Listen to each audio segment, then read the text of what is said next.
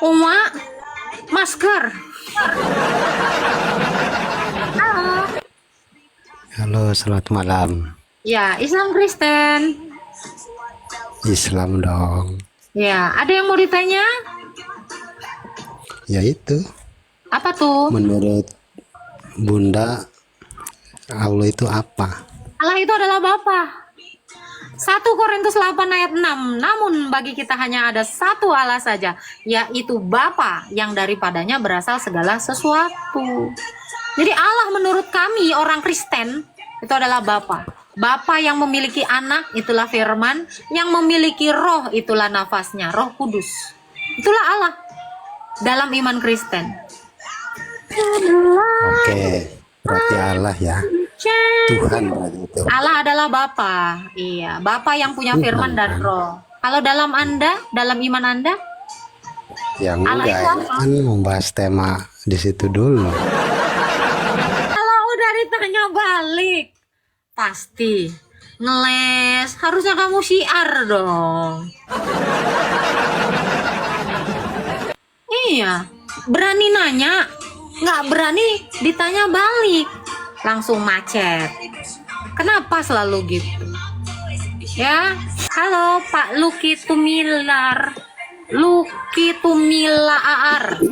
Halo, Halo, selamat malam Mbak Agatha. selamat malam. Mbak Agatha, saya mau tanya satu Jumpa. pertanyaan dong. Sebenarnya sederhana banget. Saya Katolik. Oke, silakan. Sehubungan dengan kita pernah dan tiap tahun merayakan Paskah. Hmm, Saya mau nanya dong, Yesus itu mati hari Jumat. betul, Dia kemudian di hari ketiga bangkit. betul.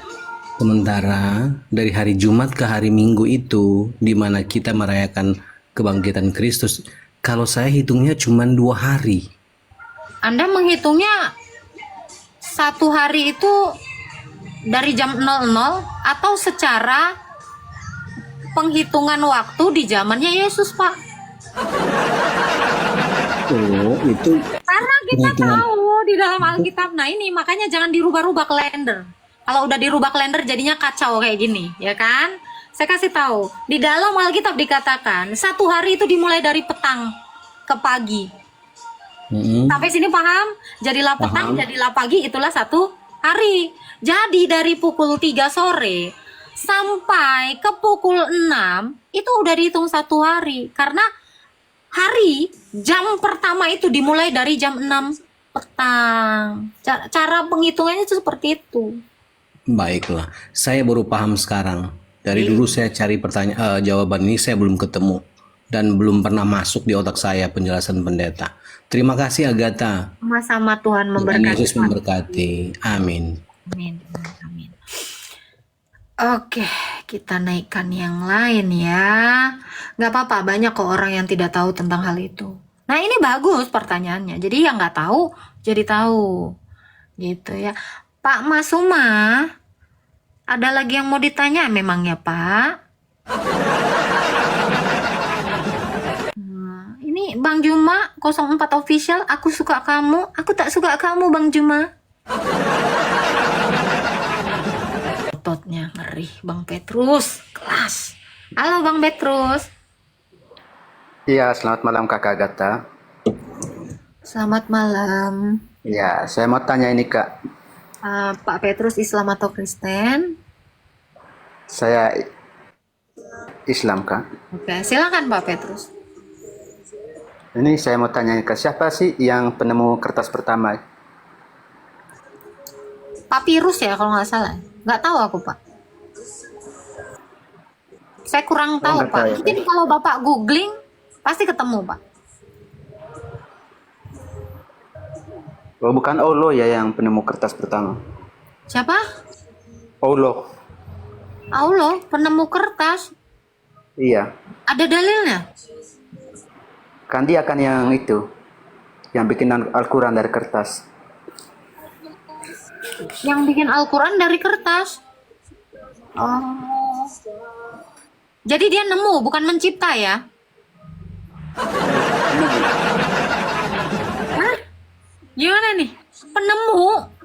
berarti udah ada dong sebelumnya baru diketemukan gitu. Gimana nih? Dia baru temu kertas di abad ke-7 kalau tidak salah saya. Baru nemu kertas, ya udahlah nggak apa-apa Pak. Jadi Bapak ada lagi yang mau ditanya Pak? Muhammad itu siapa ya Kak? Lah katanya kok Islam. Iya, Heeh. kan Dalam yang saya baca di iman Al-Quran. kami orang Kristen, Muhammad itu ya manusia biasa Pak. Oh, oh sorry ya Kak ya, mungkin Kakak nggak tahu kali ya. Saya turun dulu ya Kak. Iya iya iya. Shalom Kak, Salam Kak Titik, ada yang mau ditanya? Kak aku Kristen. Iya. Aku ditanyain sama teman Islam aku. Dia tanya kenapa kebanyakan ajaran Paulus itu bertentangan sama ajarannya Tuhan Yesus. Yang Gimana mana? tuh Kak? Yang mana bertentangan? Contohnya, aku kasih contoh ya Kak. Matius 24 ayat 23 sama 24. Di Baca situ dulu. Tuhan Baca dulu. bentar Kak.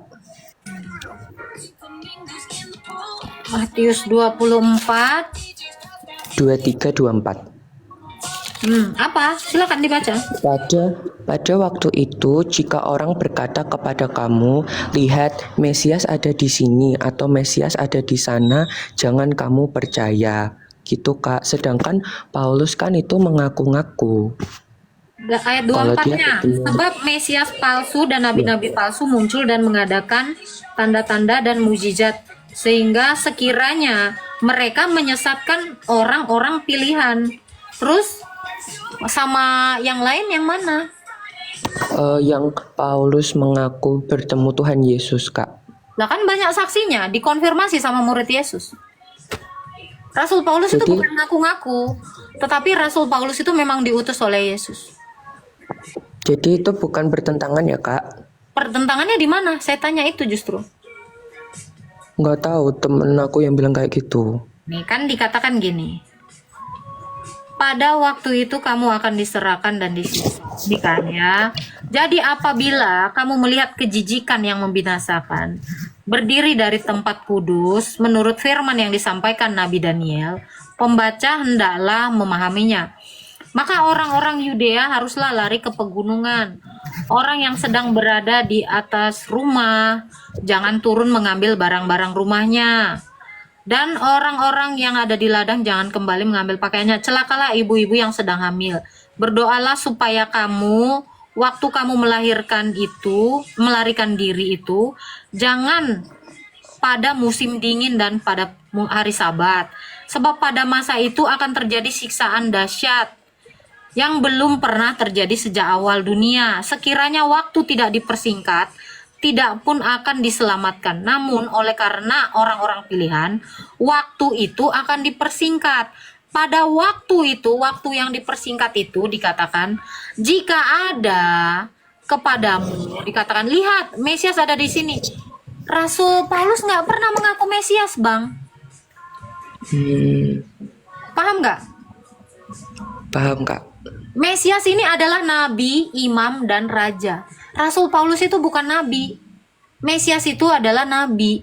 Jadi yang dimaksud di dalam Matius ini adalah yang ngaku-ngaku nabi. Sementara Rasul Paulus bukan nabi. Kak aku Paham kan? ya, Nah. Kak aku izinin on cam dong. Ada yang bilang kalau aku nggak Kristen beneran. Gak apa-apa, gak masalah. Kamu mau Kristen beneran, gak Kristen beneran, saya akan tetap menjawab kok. Ada lagi yang Makasih, mau Kak. ditanyakan? Sudah. Ya, Tuhan memberkati. Iya. Rasul Paulus itu bukan Mesias. Rasul Paulus itu rasul. Rasul berbeda dengan nabi.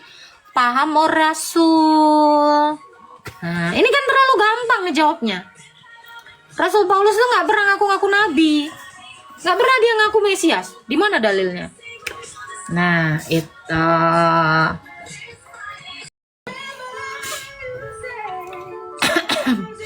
Halo, Sugar. Gasken Bunda. Halo, Pak Sugar. Halo Agatha. Ya, salam Pak. Ada yang mau Ya. ditanya Pak Sugar? Ada. Silakan. Bagaimana kabarnya dulu? Bagaimana kabarnya? Ya, biasa Pak, lagi pilek Pak. Oh iya, kok pinter bahasa Jawa juga ya ternyata Agatha nih. Little sih Pak. Dikit-dikit tuh Pak, iseng-iseng aja. Iya, iya, iya. Saya mau tanya yang ringan-ringan aja nih. Tapi sebenarnya cukup dalam sebenarnya. Silakan Pak. Eh, di dalam Islam itu ada ayat kalau tidak salah ada di surat Al-Baqarah, itu cukup populer kalimat ayat itu. Jadi seperti ini. Allah tidak akan memberikan cobaan atau ujian sesuai dengan tidak akan memberikan ujian di luar kemampuan manusia. Kira-kira seperti itu kalimatnya. Terus yang saya tanyakan di Bible itu ada nggak kalimat seperti itu ya? Ada. Bisa tolong diberikan pemahaman atau dikasih tahu di ayat berapa?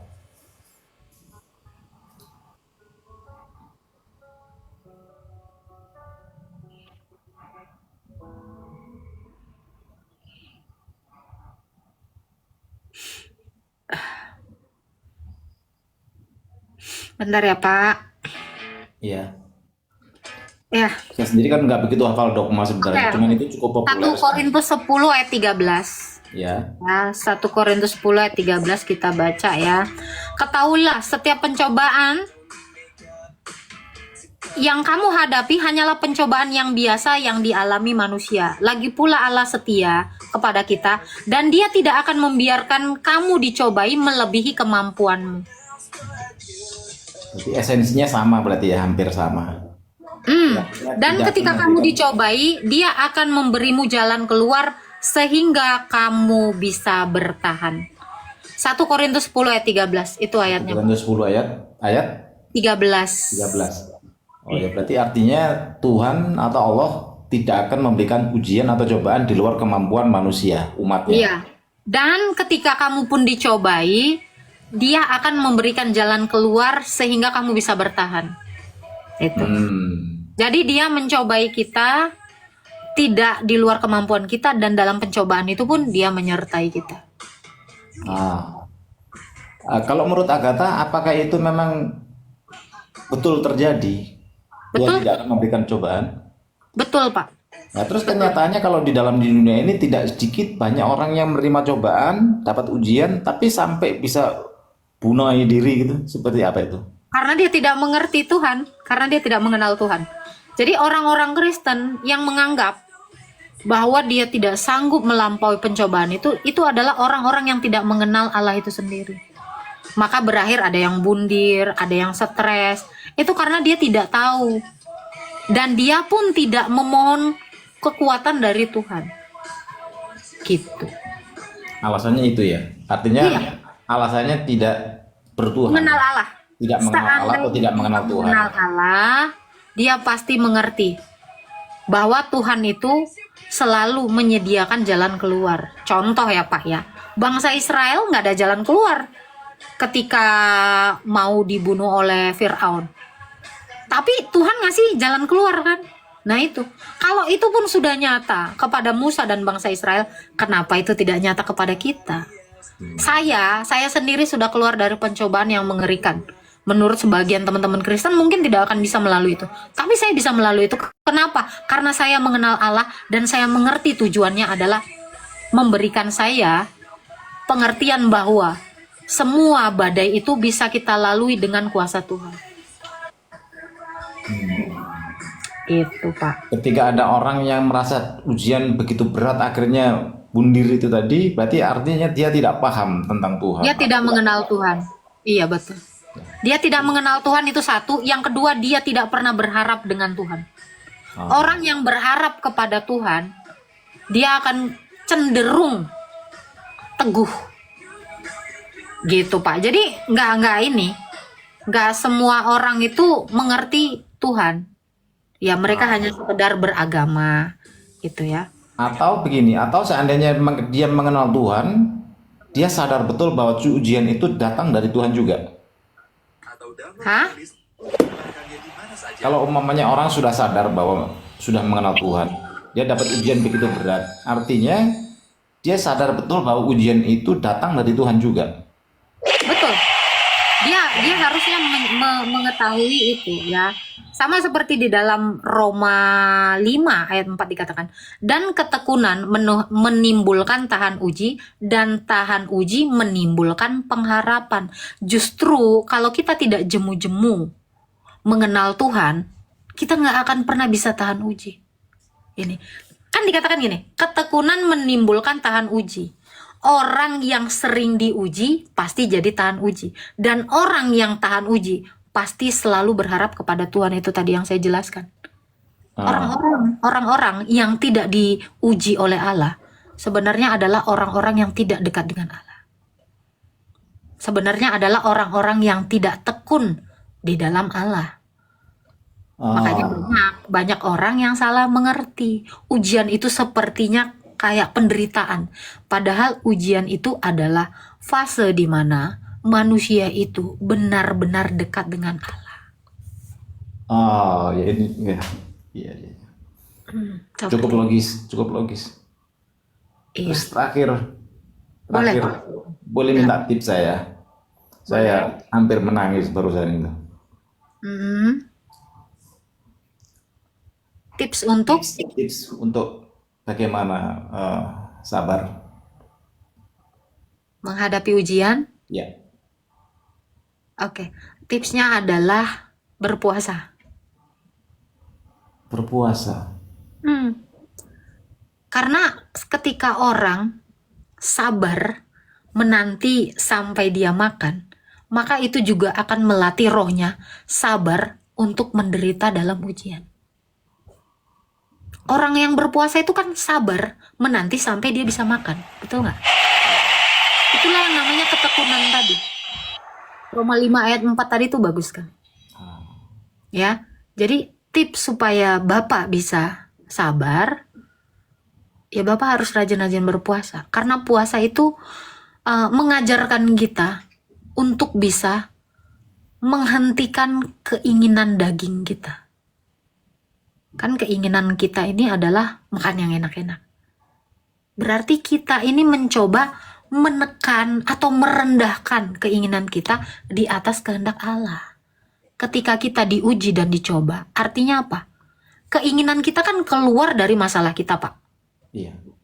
Tapi Allah mau menguji ketekunan kamu, kesabaran kamu.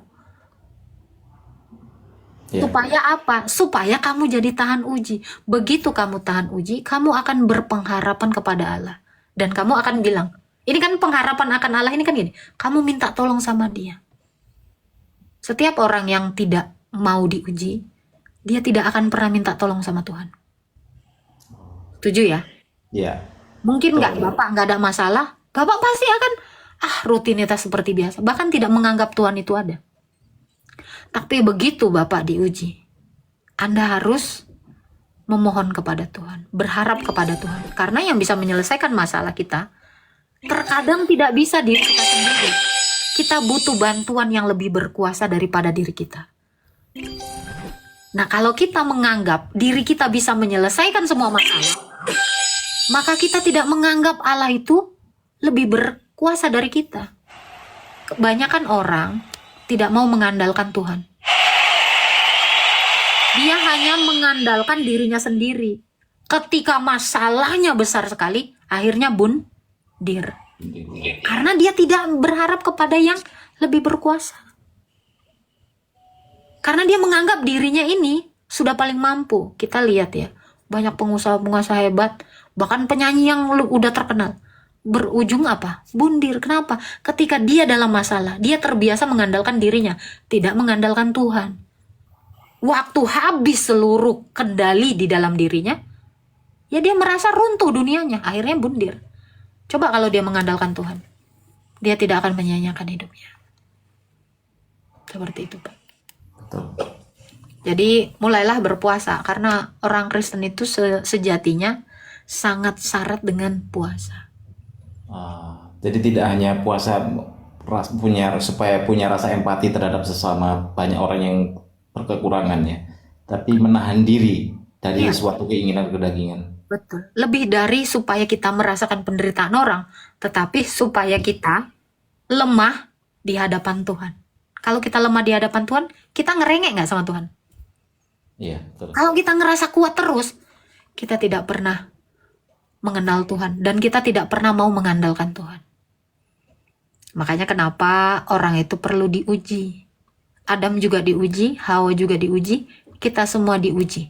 Tetapi kita tidak akan diuji melampaui kemampuan kita sesuai ayatnya tadi.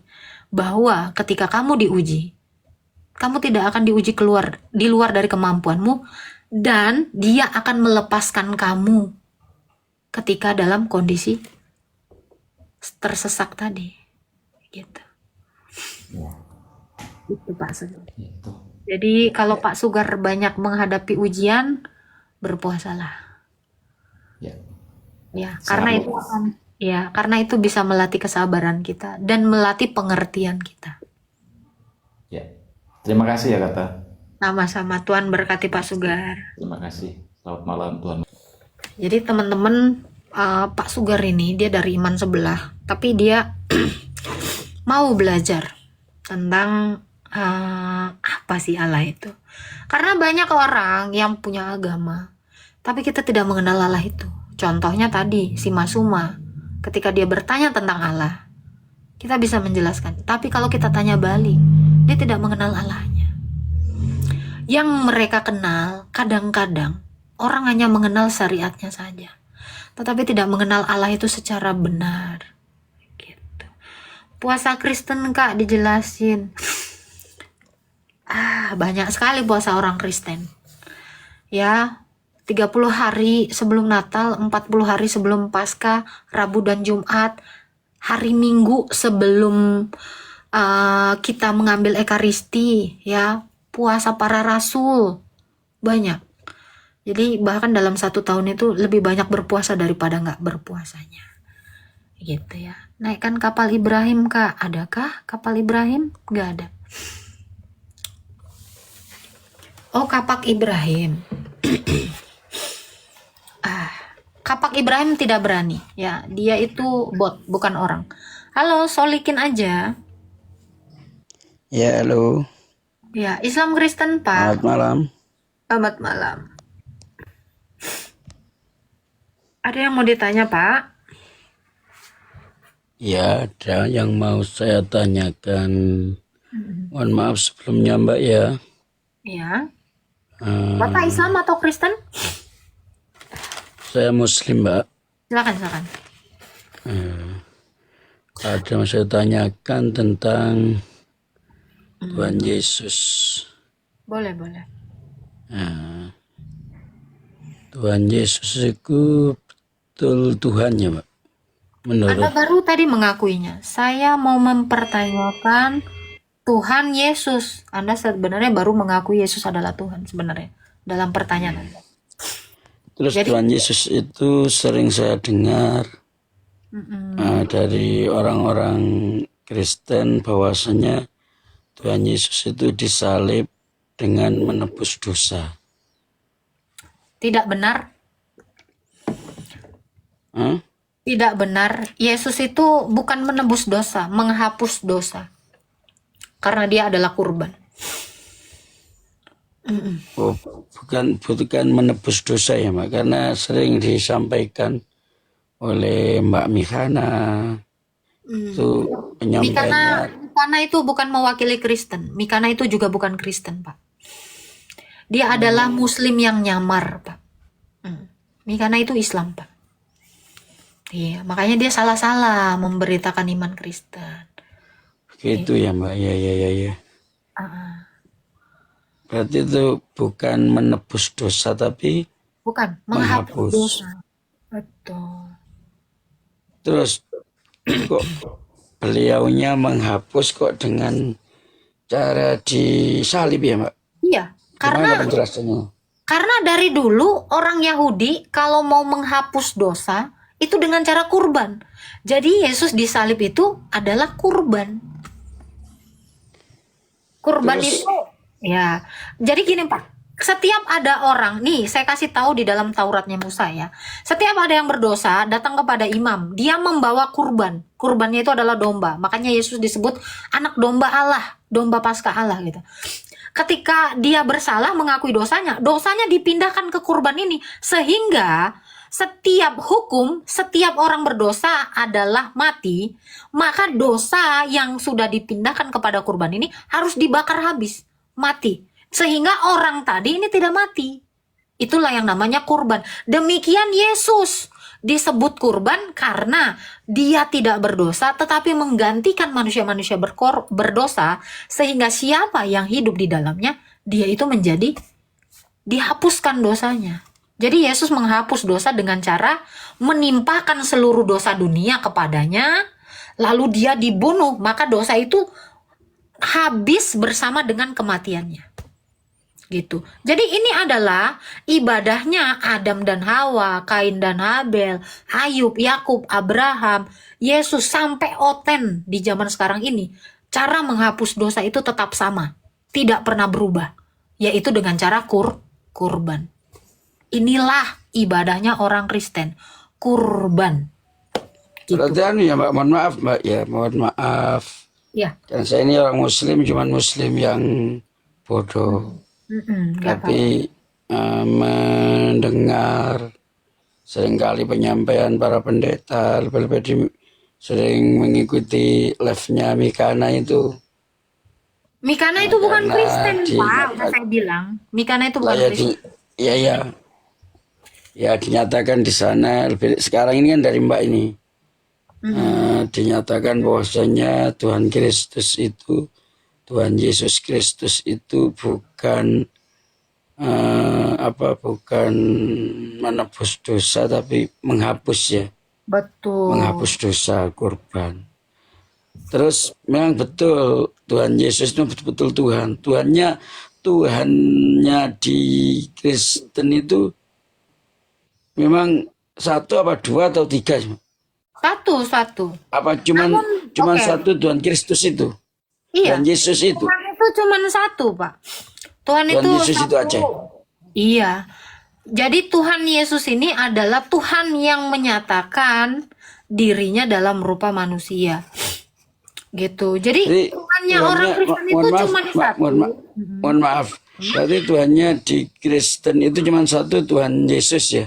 Betul, 1 Korintus 8 ayat 6. Namun bagi kita hanya ada satu Tuhan saja, yaitu Yesus Kristus, yang karena Dia kita hidup. Jadi semua manusia ini Terus gini Mbak, karena Tuhan Yesus. kalau mohon maaf, kalau betul-betul Tuhan Yesus, Tuhannya orang Kristen, mohon maaf sebetulnya bukan menghina dan cuman ini ingin tahu penjelasannya dari Mbak. Boleh. Menurut orang Kristen, kalau dinyatakan Tuhan Yesus itu cuma satu Tuhan, terus beliaunya berkorban untuk menghapus dosa. Berkorbannya ini untuk siapa? Ke siapa? Kalau di Islam yang jelas Mbak, kalau di Islam sepengetahuan saya, seperti kan domba dikorbankan, korban untuk kepada Tuhan, mengorbannya kepada Tuhan. Sedangkan kalau Tuhan Yesus berkorban ini untuk siapa? Ke siapa? Jelas korbannya untuk dalam iman hambanya. Islam, Cuman ke siapa? dalam iman Islam saya masih nggak ngerti. Kurban untuk Tuhan, maksudnya kalian ngasih kurban untuk Tuhan, gitu. Iya, karena kita ini kan hambanya Tuhan.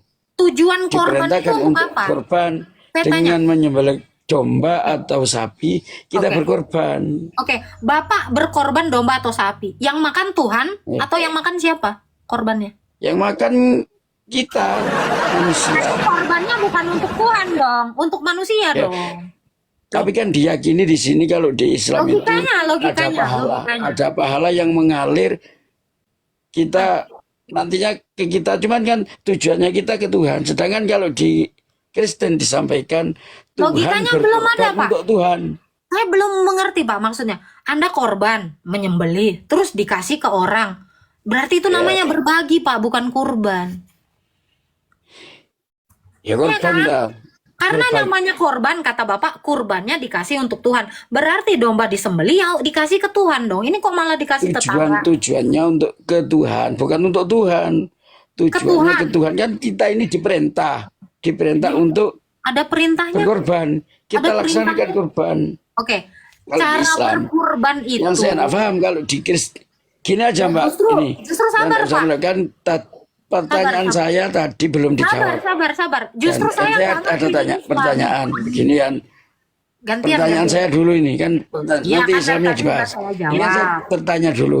Sabar dulu, saya masih nggak ngerti nih. Kalian berkorban, umat Islam berkorban untuk Tuhan, tadi kata Bapak. Dalilnya dan teknisnya ada nggak? Itu pertanyaan saya. Di dalam kitab sucimu, cara berkurban itu seperti apa? Dan untuk apa? Gitu. Kalau memang kita berkurban untuk, berarti kita memberi sesuatu kepada. Apakah Tuhannya jadi manusia? Nah itu, justru saya masih belum mengerti nih. Kurban yang sembelih terus dimakan, ini di mana? Ya, untuk ada yang bilang tadi di bawah ada surat-surat apa? Di mana dalil yang mengatakan kurban itu disembelih terus dimakan? Nah itu, cari dulu. Ya ini justru yang nggak jelas itu. Kalau kita jelas ada. Saya bisa tunjukkan bagaimana teknis berkurban itu. Seorang imam menyerahkan kurban itu ada di dalam kitab imamat. Gitu loh.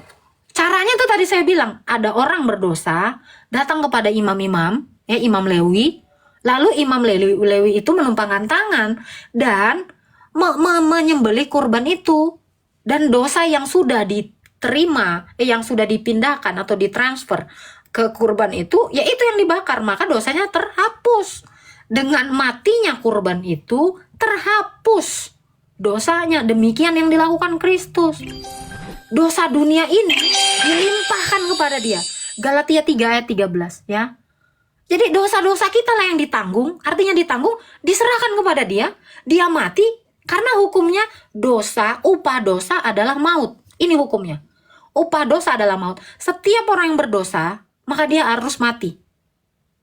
Supaya kita manusia tetap hidup dan tidak mati, kita taruh ke korban itu dosanya. Itu. Jangan dibilang hostnya licik. Saya lagi siar agama saya. Karena waktu Adam dan Hawa, saya kasih tahu. Di dalam kitab Kejadian yang ditulis oleh Musa, kitab Taurat ya. Ketika Adam dan Hawa dikatakan Tuhan, jangan kau makan buah yang di tengah itu. Hari di mana kau makan kau akan mati. Itu perintah Tuhan. Jadi setiap yang melanggar aturan Tuhan, setiap orang yang melenceng atau yang berdosa, dia mati. Tetapi kenapa Adam dan Hawa saat itu tidak mati? Karena Allah mengorbankan domba, diambilnya kulitnya disematkan kepada Adam dan Hawa. Sejak Adam dan Hawa sampai 10 detik ini ekaristi, itu adalah kurban. Itu adalah ibadah yang tidak pernah berubah. Nih, kalau kalian mau tahu, makanya kenapa orang Kristen itu bergereja, itu untuk perjamuan, untuk ekaristi. Karena Yesus berkata ketika dia mengambil roti, inilah tubuhku yang diserahkan bagimu, perbuatlah ini sebagai peringatan akan aku. Lalu dia mengambil cawan dan mengatakan, inilah darahku yang dimateraikan sebagai perjanjian baru. Perbuatlah ini setiap kali kamu mengingat aku. Jadi tujuan orang Kristen berkumpul atau bergereja untuk kurban. Karena kami tiap hari berdosa, maka kami berkumpul, imamlah yang memberikan kurban itu kepada kami. Makanya roti dan anggur itu disuapkan kepada kami. Sebab Yesus sudah mengatakan, ini darahku, ini tubuhku. Ambillah. Ya kami ambillah. Maka dengan jalan ekaristi atau perjamuan, dosa kami dihapuskan. Sebab Kristus Yesus mati satu kali dan tidak mati lagi untuk selama-lamanya. Dia adalah kurban yang kekal. Gitu ya. Jadi esensi dari kurban kami lebih paham. Orang Yahudi itu lebih paham sama orang Kristen. Karena orang Kristen lahir dari Yahudi, kami bisa menjelaskan. Tapi kurban itu bukan bagi-bagi daging. Gitu ya. Sejak dulu Imam Harun melakukan kurban itu, kurbannya bukan ditelen, dibakar habis, darahnya dibubuhkan ke tanduk-tanduk mesbah. Ini ada di dalam kitab Imamat. Gitu ya. Jadi justru kami tidak mengerti kurban kalian.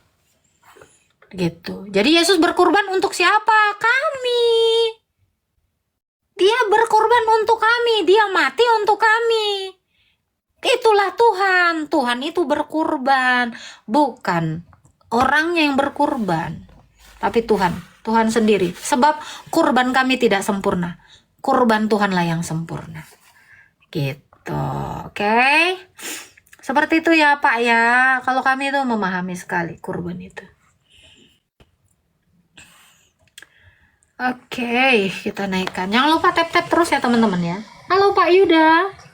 Halo, selamat malam Agatha. Ya, gimana kabarnya Pak? Udah lama ini nggak- Alhamdulillah baik. Ya, gimana aman suara? Aman Pak. Silakan Pak Yuda. Masih Islam atau udah Kristen?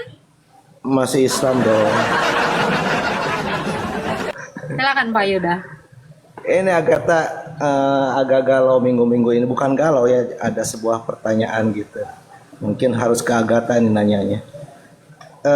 Tentang Maria Magdalena itu. Apakah apa hubungan dengan Yesus itu sendiri? Kenapa tidak ada kitabnya gitu? Nah, gitu aja minta penjelasannya Agatha. Kitab.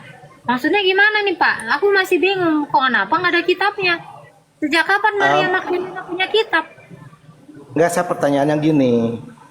Apa hubungannya Maria Magdalena dengan Yesus? Satu, Maria keduanya. Magdalena adalah muridnya Yesus.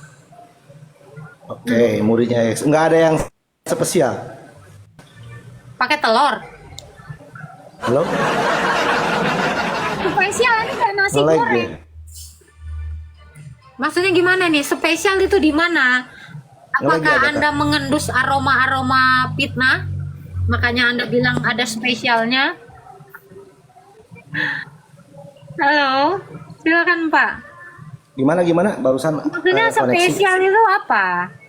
Barusan koneksi agak-agak jelek. Oke. Maksudnya spesial itu Ya, apa saya nggak tuh? tahu. Saya bertanya asli. Karena gini kan, ini kan saya udah tiap hari live, terus tiba-tiba Bapak bilang, Agatha, apakah kamu punya hubungan spesial dengan Pak Prabowo? Nah itu presiden saya. Oke. Iya toh? Betul Iya nggak? lah. Jadi Itu presiden saya, tiba-tiba kamu bilang, sepengetahuan ada Agatha. hubungan spesial nggak? Ya nggak ada lah. Gimana ini Rakyatnya maksudnya? ya. Berarti Iya. Iya, Jadi itu kan Maria agak toke. Magdalena itu hambanya Tuhan Yesus, juga muridnya.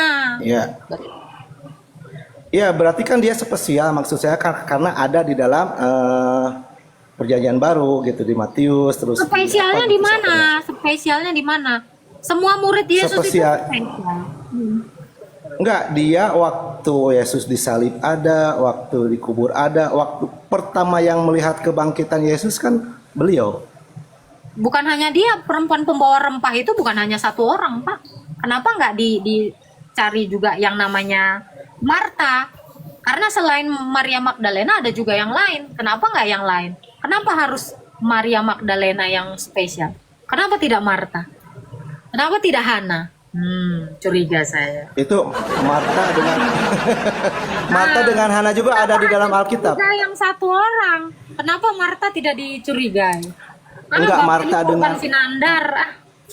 Bukan, enggak. Saya baru masuk TikTok langsung cari-cari Agatha ini. Udah lama enggak buka-buka. Asli apa? Gini. ingin pertanyaan itu. Pertanyaan saya justru balik kepada Anda ya.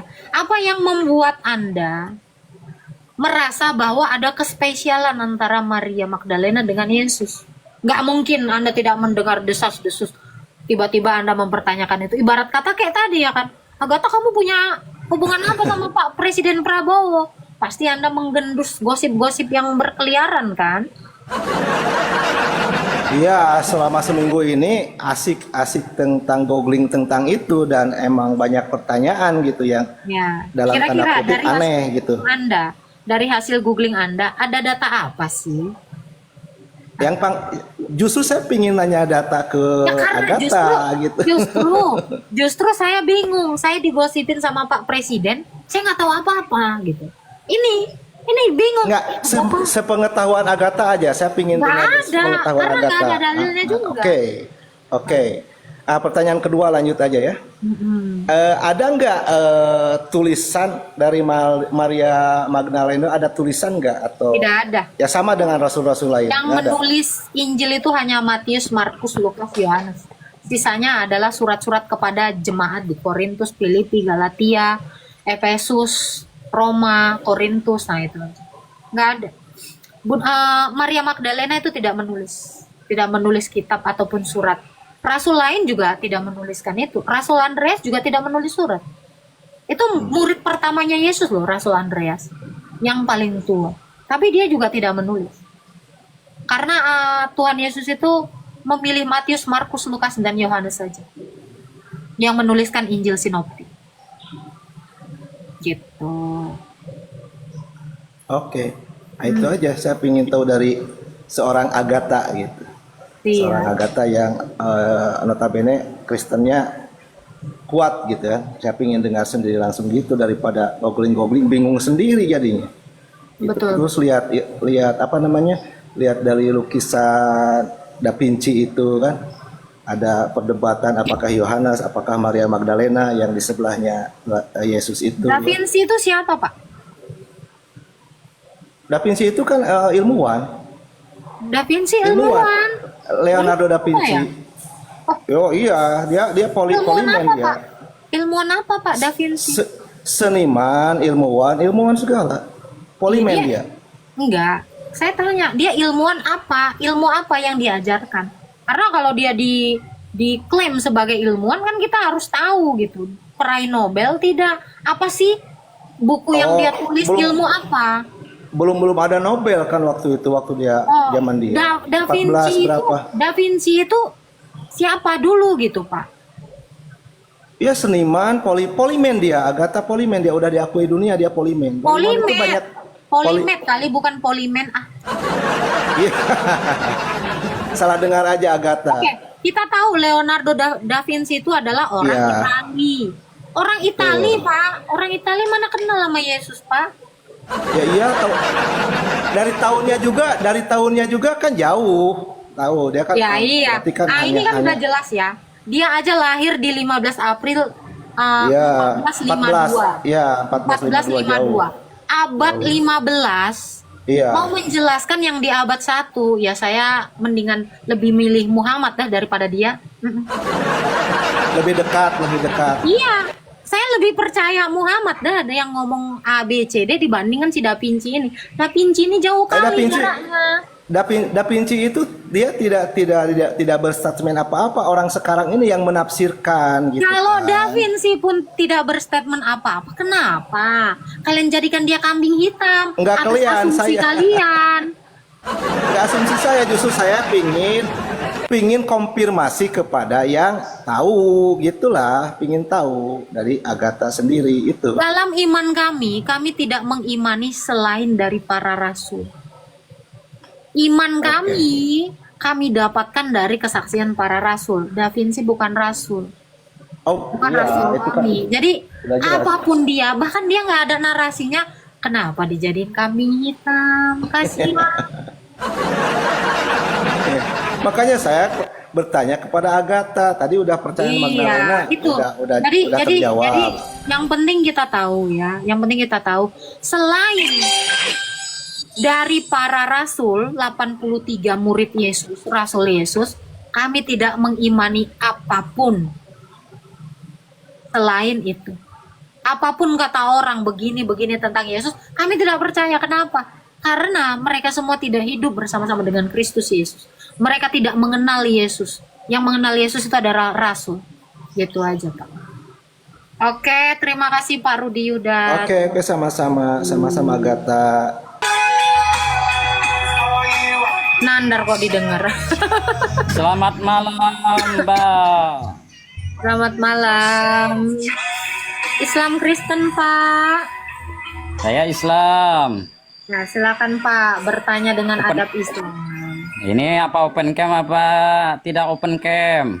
Boleh open cam boleh, nggak open cam boleh. Oke.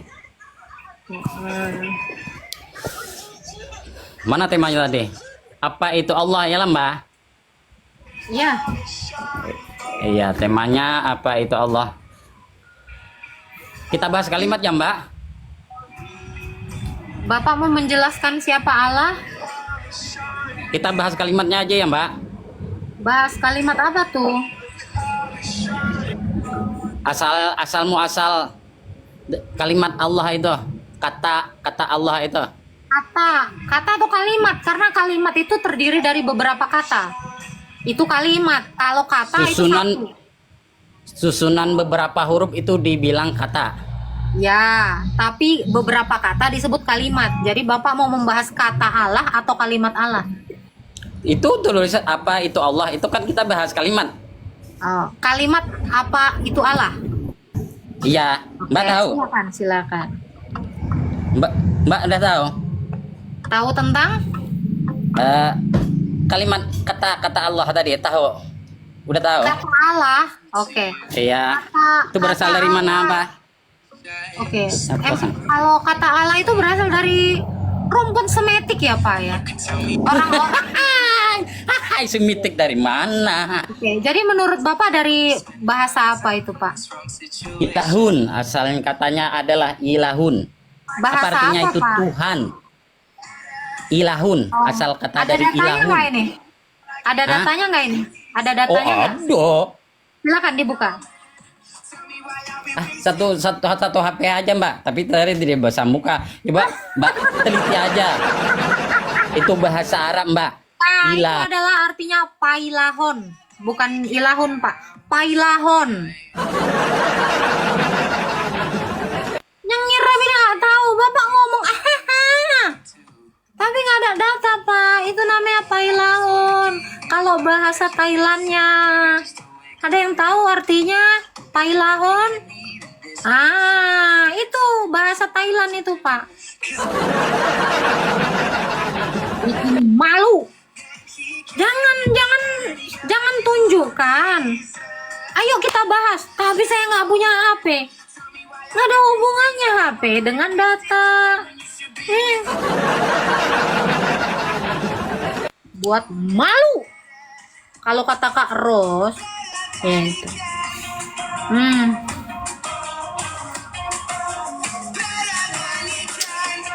Cemana lah aku bilangnya lagi ya. Aduh, semoga diterima di sisinya lah. Halo, Shalom. Shalom Halo Kak. Kak Agatha, selamat malam. Ya, selamat malam. Kakak Kristen atau Islam? Kristen Kak, puji Tuhan. Puji Tuhan. Silakan Kak Sania. Kak, aku mau tanya tentang Yakobus 1 ayat 13. Boleh dibaca. Apabila seorang dicobai, janganlah ia berkata, pencobaan ini datang dari Allah, sebab Allah tidak dapat dicobai oleh yang jahat, dan ia sendiri tidak mencobai siapapun. Betul. Kak, untuk yang tadi aku dengar di live kakak kan di 1 Korintus 10 ayat 13 ada yang bilang bahwa Tuhan tidak mencobai, Allah tidak mencobai gitu Kak, melebihi kemampuan manusia. Itu gimana Kak hubungannya dengan Yakobus?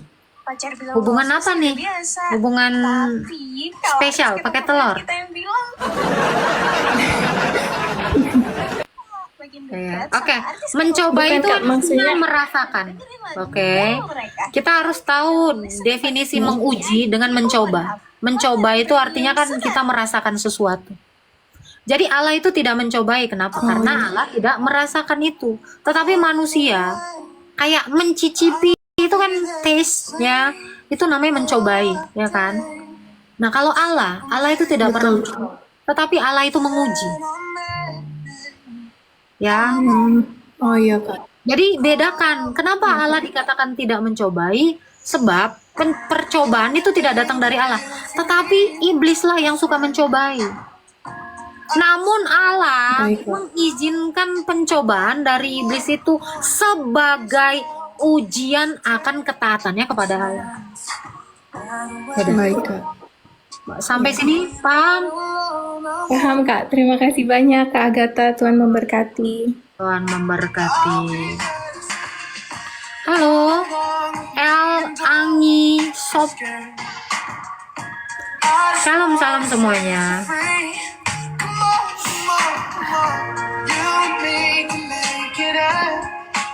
Kak, cara berpuasa gak usah makan, gak usah minum. Itulah caranya berpuasa. Itu tidak makan, tidak minum dari petang ke petang. Itu caranya.